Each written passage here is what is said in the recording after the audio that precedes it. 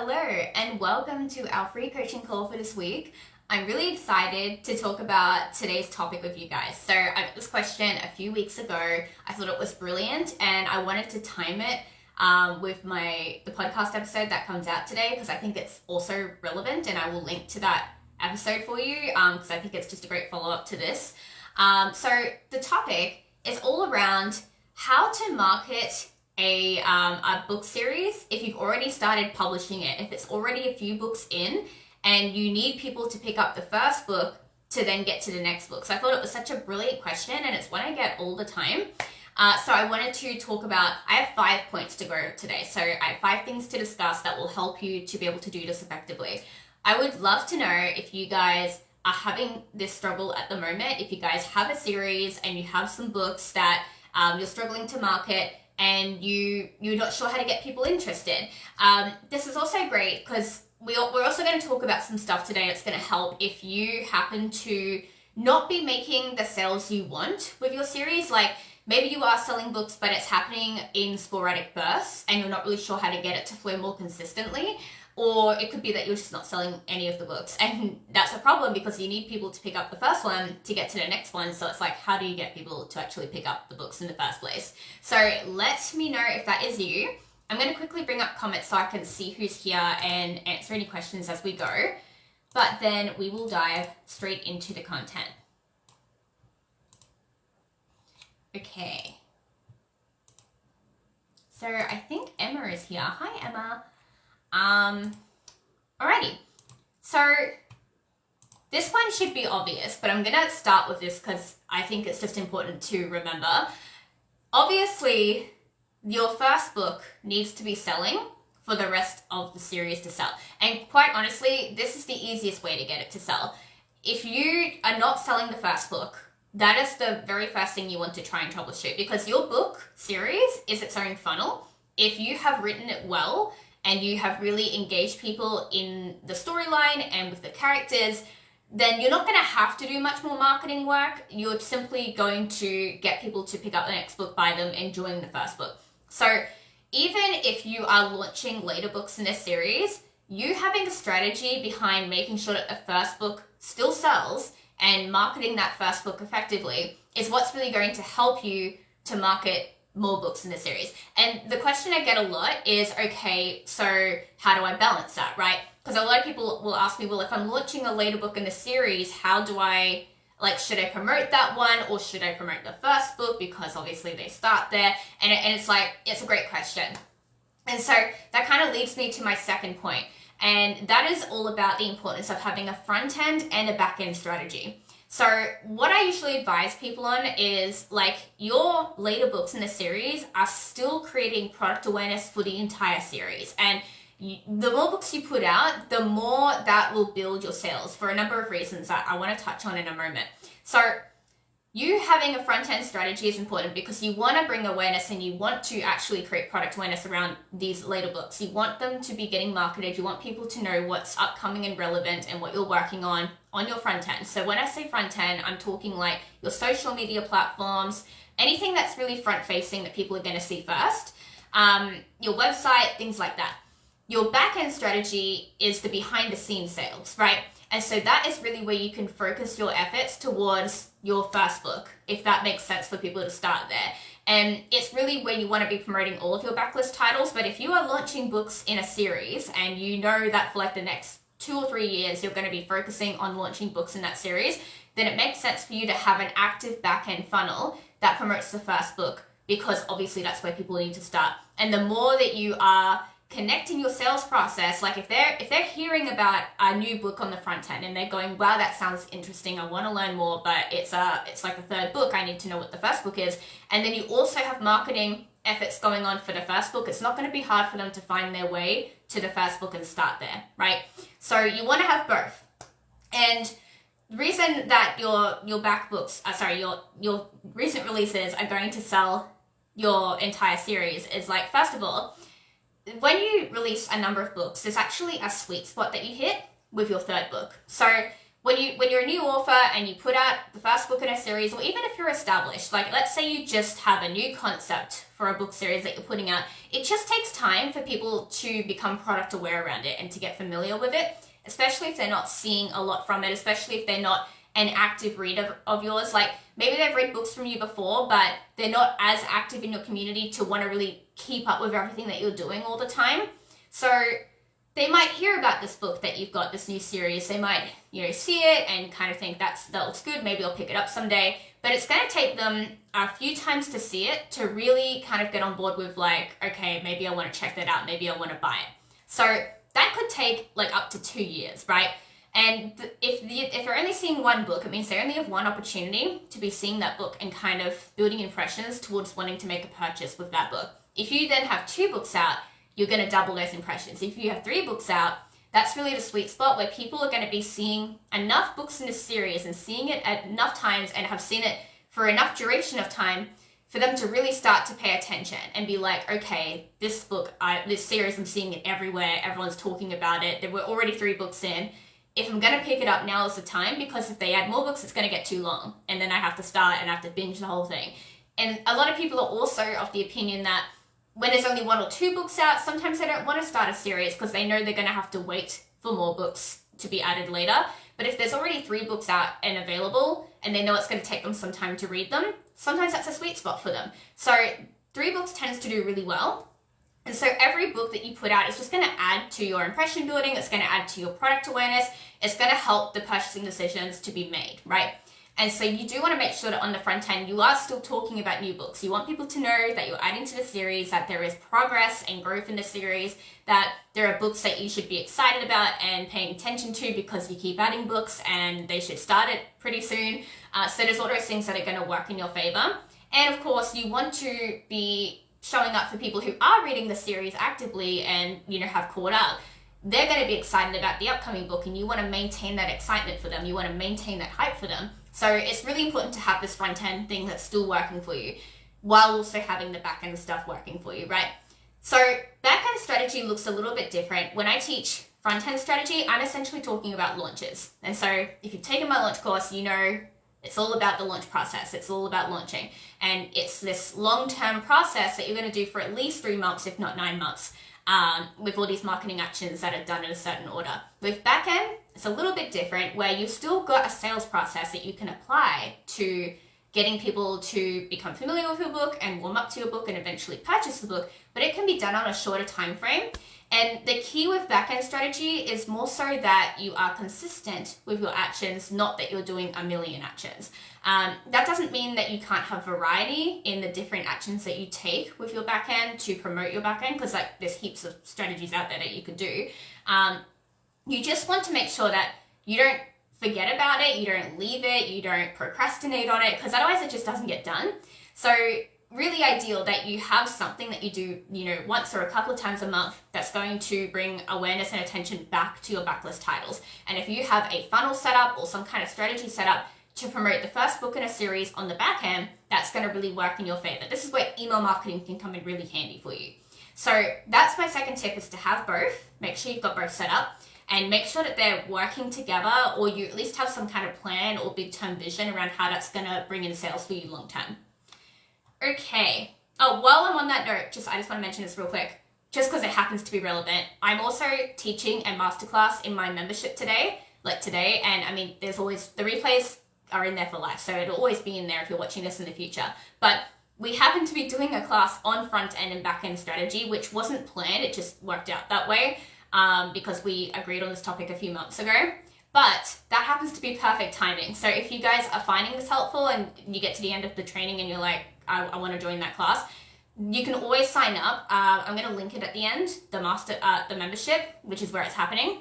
And there's a 7-day free trial. So you can essentially join, see if it's for you, attend the class, and if you decide it's not for you, you can always leave. But people rarely leave because they usually enjoy it that much. So I'm just letting you guys know that's a thing. Okay. Third thing that I want to go over here while we're talking about all these promotional tactics, right? So you can, of course, be doing all these marketing actions, but it's not going to really help you if you haven't identified the core problem of why your books aren't selling in the first place. So while we can now have awareness of like your first book needs to sell and you want to have this balance between where you're marketing different books in your series, you still need to know why is it not converting in the first place? Is it like, it could be that you just don't have the strategies there and set up, but it could be a number of other things as well. So I want to go through a couple of troubleshooting points with you. I've got 6 here that you should probably write down. So first things first, you might not be easily discoverable or accessible, right? In a sense that people just cannot find your books online, which is really a really easy mistake to make when you're starting out and you're not really sure how to build online presence for yourself. So this is literally just that, like, they can't find your social media, that you don't have author pages that they can stumble across, you're not getting outside your friends and family bubble to drive traffic back to your audience. Like, it could be any of those things where they're just not able to find your book. They're not able to discover you or your book or get introduced in any way. And this also ties into the accessibility issue where, likewise, you are not in enough vendors and bookstores, so your book is just not showing up in algorithms to get discovered that way either. And even if they are aware of your book, it could be that they cannot purchase your book through their preferred vendor, because again, you just haven't made yourself easily available for people to buy your book. So it could be any of those things, but either way, that comes down to visibility and accessibility. It comes down to you fixing the problem of being able to be discovered and make your book easy to buy. That could be the first problem that you are having. Second problem is problem awareness, right? So it could be that you have not created product awareness around your book or series, which again is something we talked about a bit. It's about having people hear about it enough times, having people understand what it's about and who the target audience is for that series and what they can expect and what the reading themes are. Like, if they're not product aware and aware that your book exists in the first place, they're not going to be able to find it, they're not going to buy it. This also can kind of be tricky when you're marketing a series, where if you don't balance out the marketing between first book and the later books, they might be hearing about these later books and be really confused because they're not sure where to start. Oftentimes, I will come across a series that's being marketed online and I'm interested, but I often struggle to figure out which book I should start with because they just don't have it said anywhere. Like, and this is a really easy problem to solve. You can have in your highlights, like, start here, like, this is the first book, start here, or like, here's like how to read the series. You can have posts about it. You can have it on your website clearly outlined, like, this is book 1, start here. You can have it in your IG bio. You can have your Goodreads books set up properly where you can go to Goodreads and find the first book really easily because they have it all categorized. There's lots of things you can do to make it easier for people to figure out, where do I start? But if you don't have that easily organized and then you have a mess of links on your Instagram and it's just like, buy the latest book, you're not going to know how to get to the first book.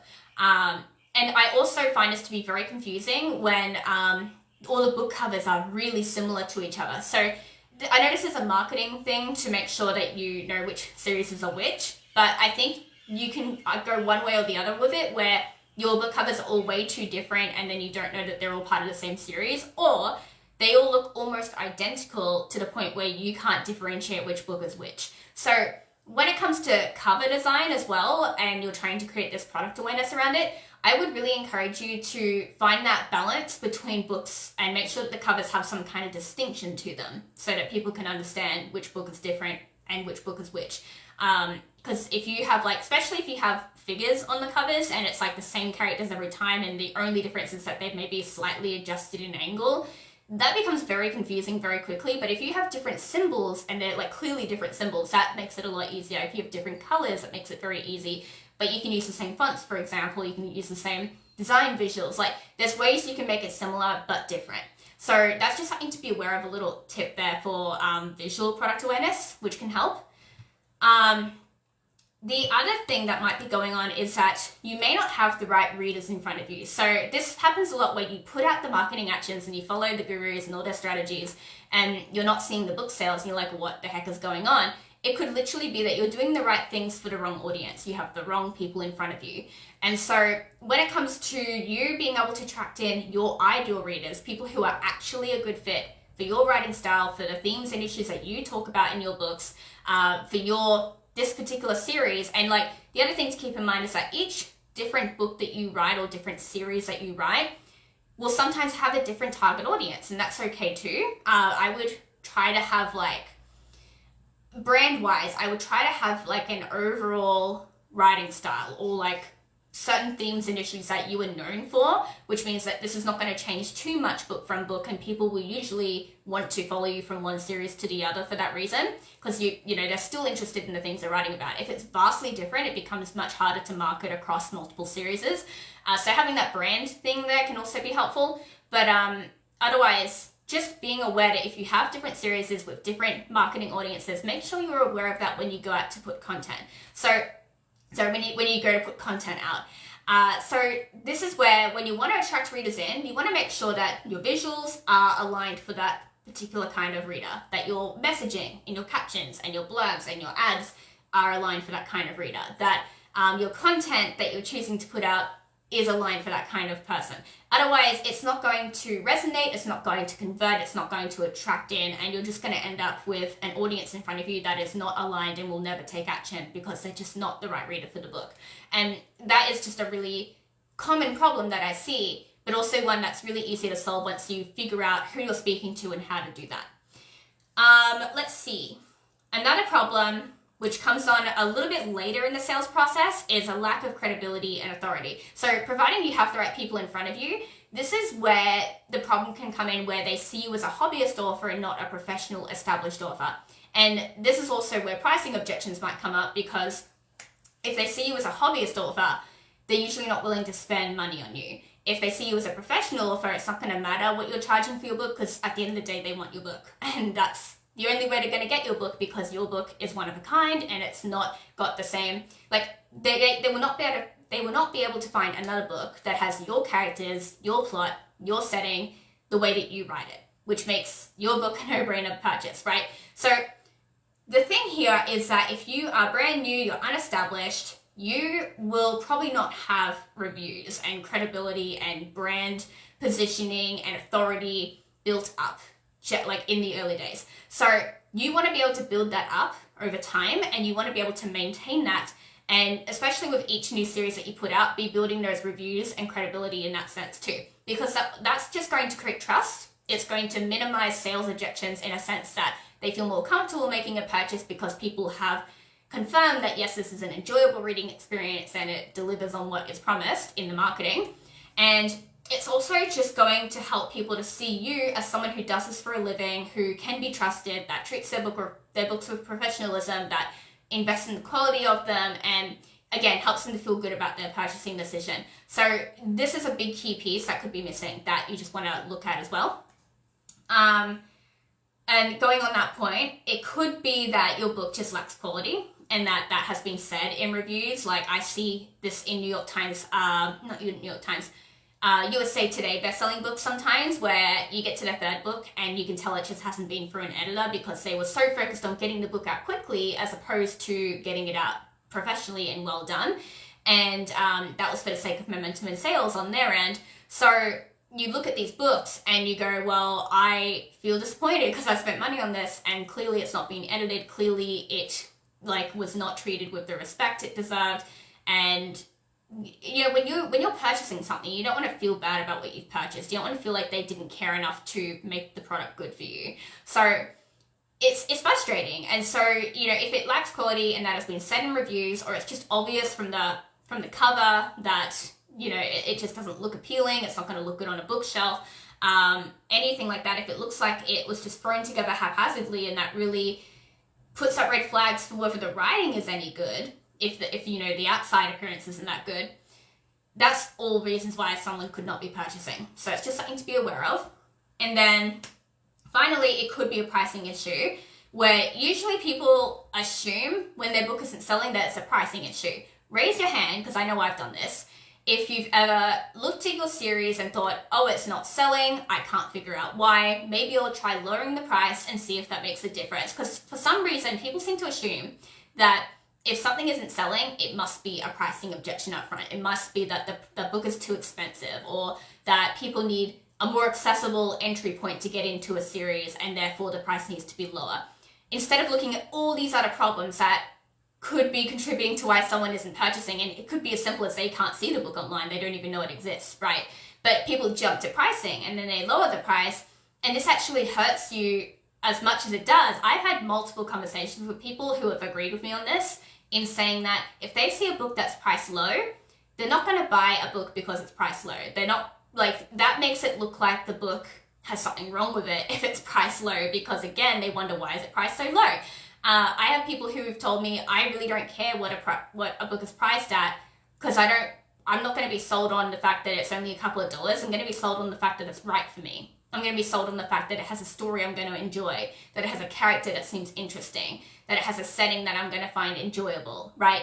Those are the selling points that you want to focus on. So don't just lower the price and hope that that solves your problem, because you're definitely not solving for the right problem if you do that. In very rare cases, it's the fact that the book is priced too high, and really that can be solved if you're really set on having a price for your book that is a little bit higher. It can be solved through your product positioning and the awareness of it and all the things we just went over. If you are experiencing any other kind of pricing objection, it's usually because you have, not done these steps. And so don't lower your book price, because that's equally contributing to why you're not making sales. Raise it, right? Because that's going to help people to see you as someone who does this for a living. Now, I know I'm going to get this question. What about from the strategy angle? When we look at a series and it gets taught that you should price your book low to start with and you should raise it a little bit with each book as people work through the funnel. From a strategy perspective, look, it makes sense. If you want to do it that way, you can do it that way. I just believe that you can sell all your books at full price, because I do, and I sell books every month. Why not? If you want to get compensated, if you want to hit your income goals, why not? If you can solve these other problems that are contributing to why you're not making sales and therefore sell all your books at full price, why not? It's just a different way of approaching your book sales, right? And I feel like this is like a band-aid solution to lower your price and then expect that will sell all the books when you're not solving all these other problems around your book. It's not creating as strong of a sales process for you long-term if you're not looking at these other problems. So when I teach when I teach pricing, I actually have a great podcast episode on this. I might link that as well at the end. When I teach pricing, I like to teach it from strategy and mindset. And so if we are making a pricing decision, the first thing we want to make sure is that we're not making it from a mindset standpoint, like a negative mindset standpoint, that we're not making it based on our own purchasing behavior around books, because we have to remember that just because we might not buy a book over $5 doesn't mean that everyone else is not going to buy a book over $5. So we want to look at, what is the actual price that this book is worth? What do we feel good charging for it? Is it going to hit our income goal? Is it going to allow us to hit our income goal and only have to sell as many copies as we want to sell? Like, we don't want to be overexerting ourselves to sell twice as many books just because we can't hit our income goal because we decided to price it lower. Like, we have to be looking at all the angles. So we look at strategy and we look at mindset, and we make sure that we make our pricing decision from a neutral place and not a place of fear around people not purchasing or based on our own purchasing behavior. So I'll link that podcast episode if you find it helpful too. But that's just a little bit I wanted to go into there as well. Okay, and if you guys have questions, I will get to those at the end. I've got 2 more points I want to go over.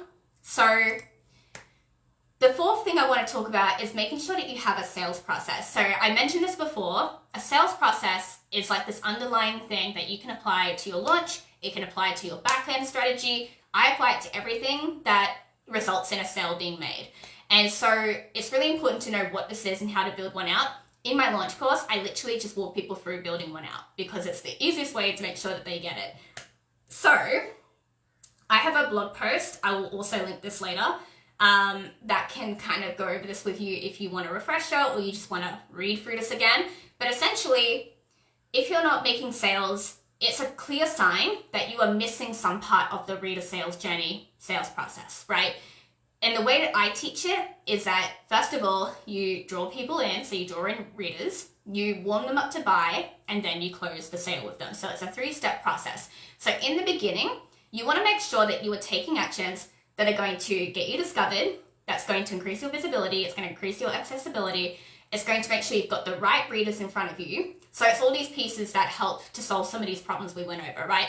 So in the beginning, you're making sure you're attracting readers in, that you're able to attract readers in, that you are discoverable enough to attract readers in, that you're putting out the right content that will attract readers in. It's all these different pieces working together. And so your marketing actions also depend on you being able to do that. So like if you are being taught random marketing strategies in a Facebook group, right? If someone's like, oh, you're not making book sales, try creating a Facebook page. Well, you can create a Facebook page and you can start posting to it, but that's not going to work if you don't have people coming to the Facebook page. So you need to make sure that the marketing action that you're taking is right for where you're at in the sales process. If you haven't created a way to get people to discover you and find your sales page and then be engaged in a sales page, you're not going to build out the whole sales process. So you're missing a part, right?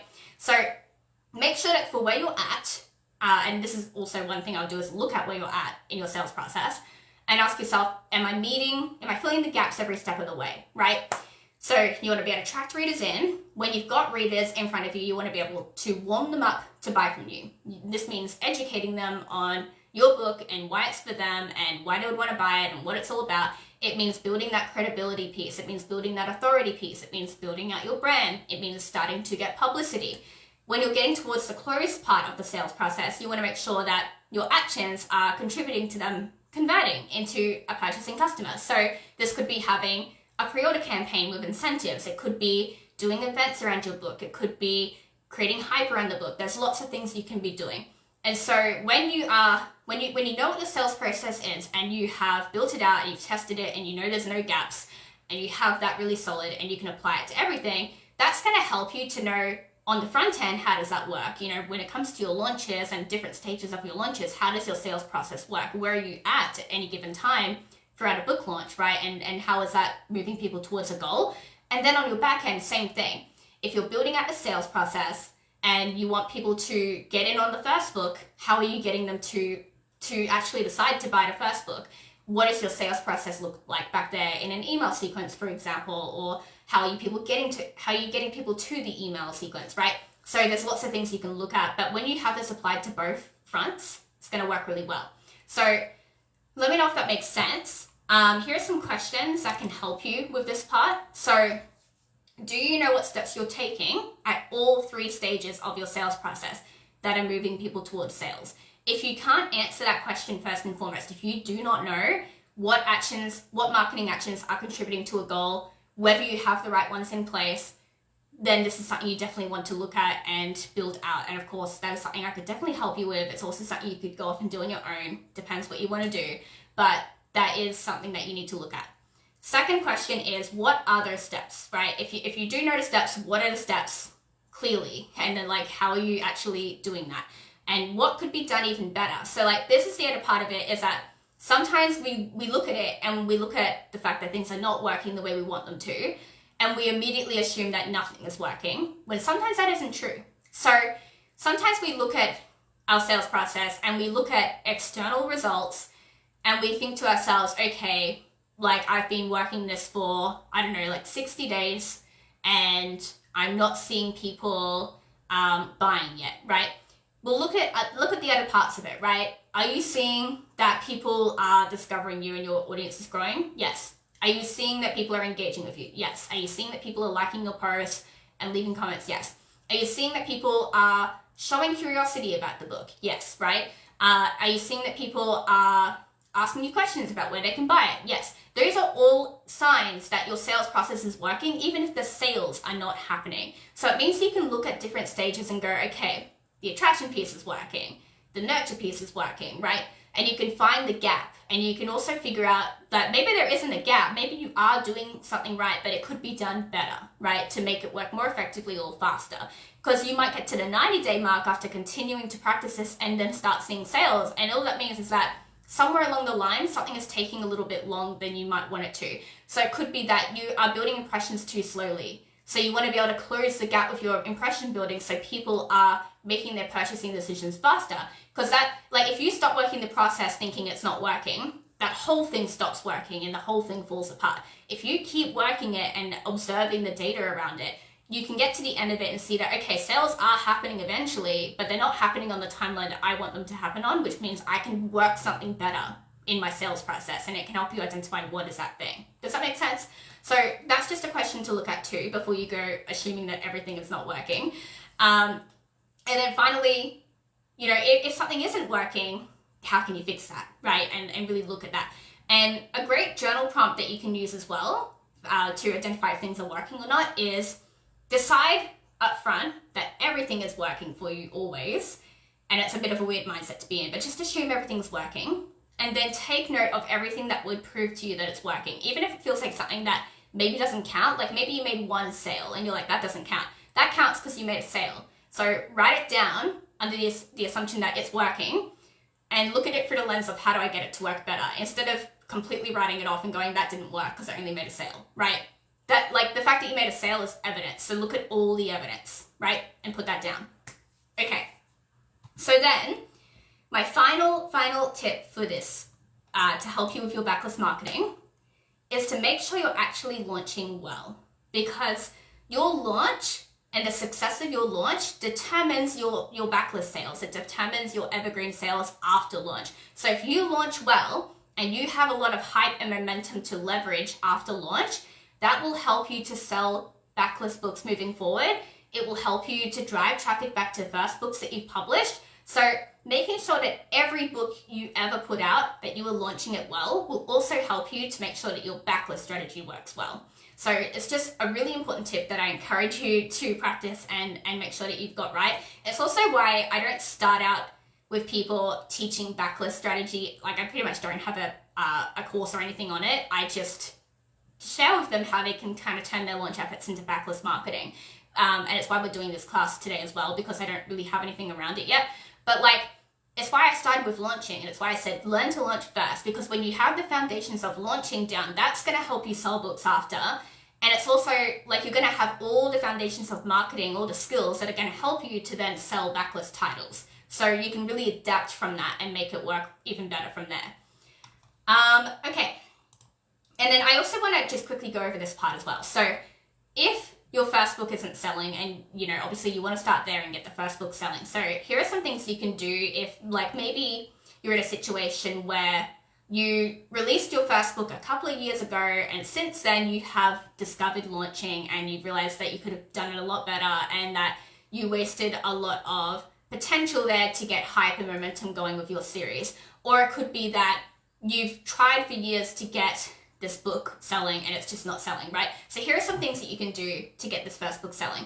Other than all the things we just talked about, you can do a re-release. And I know that might sound like, oh, but the book's already out, isn't that weird? Trust me, if no one's paying attention in the first place, they're not going to realize that you're doing a re-release. So you can just go ahead and do a re-release and do it really well. You can do a re-engagement campaign. If that doesn't feel good to you to re-release it, you can also just do some of the launch actions, but not all of them, to create momentum and hype around your book again. This is really focused in events and, you know, just maybe redoing some of the book to make it kind of fresh and new. So maybe you give it a new cover or something. But do a re-engagement campaign to get interest in the book again, and therefore get interest in the rest of the series. You can do challenges with this, where you start with the first book, you move people through the rest of the books over time. The goal is to create awareness around the book again and hype. And you can also really go all in with your back-end marketing strategy. So if you are mid-launch for like book 3 and you really don't want to take away from that by doing a re-release or a re-engagement campaign, just start getting a back-end strategy working really well for the first book, and really test out a number of things and see what's going to work well there, and continue to get it to work better over time as you continue to create product awareness around the series with future books. So those are some things you can do. Okay, I'm going to link some resources for you guys that I mentioned throughout the class, throughout the coaching call. So I mentioned that I was going to drop some podcast episodes. I will grab those for you first. If you have any questions that you haven't already dropped, go ahead and drop those, because I'm about to check those out for you and answer any. I just want to drop two podcast episodes for you here. Where's the one about pricing? I think it's a bit further back. Let's see.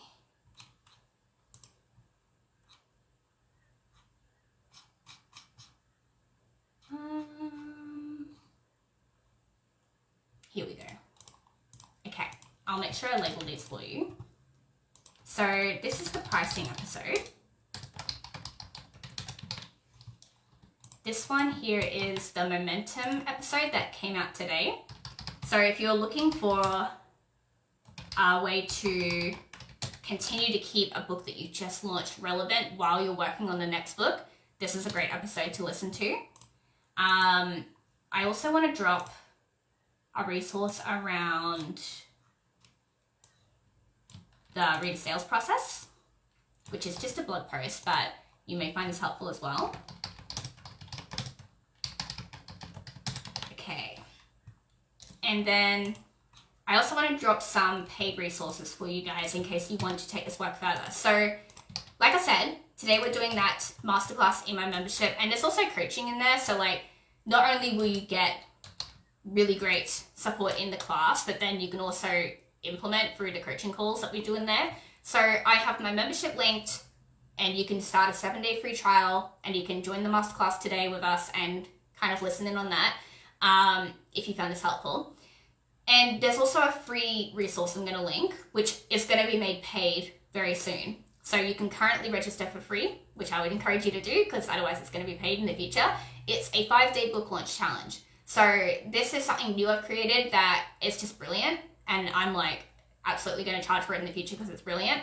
I've already had some people go through it and tell me how much they loved it. So definitely sign up for this if you are curious about my launch process, because again, like I said, launching is just as important as learning how to market a backlist. So definitely take this if you are unfamiliar with launching and you want to learn some stuff around that as well. So just link those down there for you too. But that's basically it. So unless we have any questions, I might hang out for one more minute and just see if we get any. That's basically it. I hope you guys found this really helpful. And it was a loaded question as well. It's why I wanted to make sure I gave it its own training, kind of gave it the attention it deserved. Because when I got this one, I thought it's such a good topic, and I definitely want to go into detail about it when I touch on it. So that is today's coaching call. We do have a couple more submissions in the form, but if you guys have any fresh new questions for me, feel free to submit those because we will run out eventually. And I want to make sure that I'm addressing your topics each week. So just, you know, over the weekend, if something comes up or if something has come up recently, feel free to submit to the form when it goes out again next week and let me know what you'd like me to coach on, and I will make sure to do that. Let's see. I don't think we have any questions. So I might go ahead and wrap this one up. Let me know if you found this helpful, if you're watching the replay, and I will chat to you guys next week for our next free coaching call.